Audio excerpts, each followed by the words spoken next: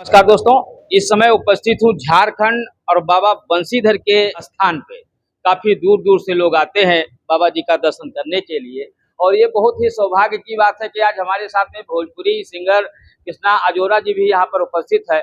और यहाँ पर जो बंसीधर बाबा का ये मंदिर है बहुत ही प्राचीन है और जिसको हमने कई बार पहले दिखाया भी है और बस अपनी ओर आकर्षित करते हैं और बुला लेते हैं जब इनकी इच्छा होती है। मैं चाहूंगा बाबा जी के चरणों में एक लाइन। आइए। और बड़ी सौभाग्य है जो संजय भैया के इस माइक के माध्यम से जो देख रहे हैं उनको बहुत बहुत साधुवाद, राधे राधे। और बाबा के चरणों में हम लोग जब भी इस रास्ते से जाते हैं तो बाबा के चरणों का दर्शन जरूर होता है। और आइए दो लाइन जैसा भैया ने बोला, राधे तेरे चरणों की, श्यामा तेरे चरणों की, यदि धूल जो मिल जाए, राधे तेरे चरणों की, श्यामा तेरे चरणों की, यदि धूल जो मिल जाए, सच कहता हूँ मेरी तकदीर बदल जाए, सच कहता हूँ मेरी। बहुत सुंदर। क्या कहना चाहेंगे जो बंसीधर बाबा जी के दर्शन करने के लिए? जय श्री राधे। भगवान श्री योगेश्वर हैं और हम आप सबको एक ही बात कहना चाहूँगा। हमारे गुरुदेव भगवान कहते हैं कि श्वास श्वास पर कृष्ण रटो, वृथा श्वास जनि खोए, ना जानी या श्वास की आवन हो न होए। महर्षि वेद व्यास जी भी भागवत में कह रहे हैं कि न देहमाद्यम सुलभम सुदुर्लभम लवम सुकल्पम गुरुकर्णधारम मयानुकूलेन नमस्वते ऋतम पुमान भवाब्धिम न तरेत्सयात्मा। यह केवल और केवल यह जो मानव शरीर है केवल और केवल भगवान की भक्ति के लिए मिला, न कि किसी और के लिए।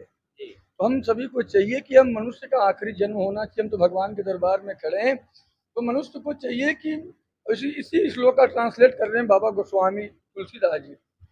कहले कि जे न तरहि भव सागर नर समाज सुख पाई, तो कृत निंदक मंदमती आत्मा हन गति जाई। जिससे भव सागर से पार जाने की पद्धति मालूम नहीं है वो आत्महत्यारा है। तो ये जो श्वास है बिल्कुल बहुत कीमती है। तो बिल्कुल कृष्ण आपको जिस नाम में श्रद्धा है आप जब भक्ति स्वतंत्र अवलंबनाना ते आधीन ज्ञान विज्ञान, बिल्कुल भक्ति स्वतंत्र है।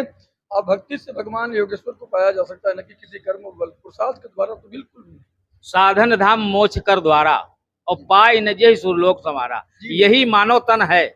इसी से हम लोग उस लोक जाएंगे जहाँ से हम लोग आए हैं। और मंत्रे मंत्रे तीर्थे दुजे देवे देवज्ञ भेषजे गुरु, या दोषी भावना या सिद्धिर दसी, जैसी आपका भावना होगी वैसा फल देते हैं।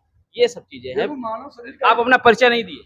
मैं कन्हैयालाल ओझा मानस और भागवत का दोनों का प्रवक्ता हूँ। और तो मैं आपसे जैसे अभी आपने कहा कि साधन शरीर है, साधन धाम मोक्ष कर द्वारा पाई न जही परलोक संवारा।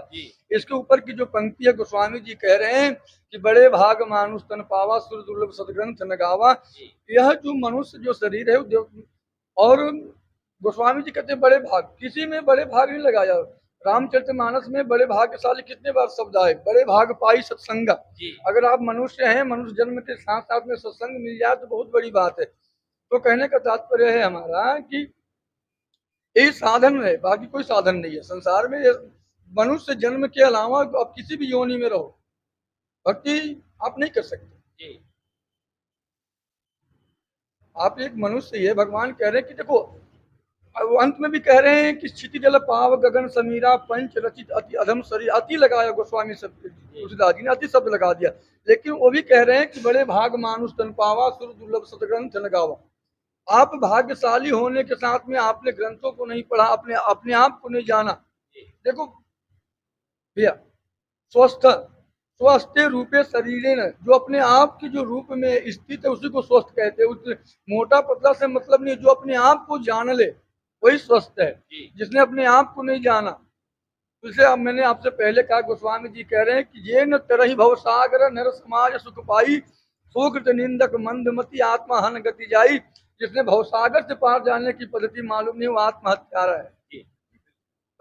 देखिए महाराज, देखो हो गया ये छोटा सत्संग हो गया, और ऐसे जब महापुरुष मिलते हैं, ऐसे वक्ता और ऐसे विद्युत जन मिलते हैं, तो ऐसा ही प्रसंग होता है। बहुत बहुत मंगल कामना। मैं संजय श्रीवास्तव, नमस्कार। चलो भाई, क्या मिला?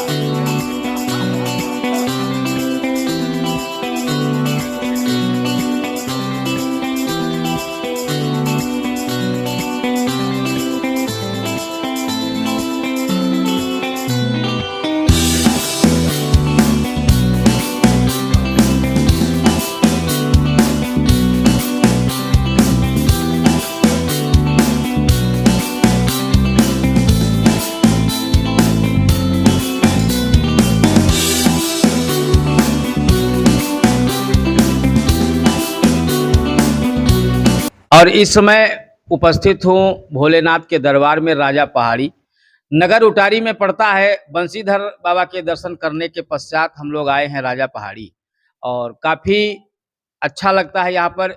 इतनी ऊंचाई है कि यहाँ से पूरा शहर दिखाई देता है।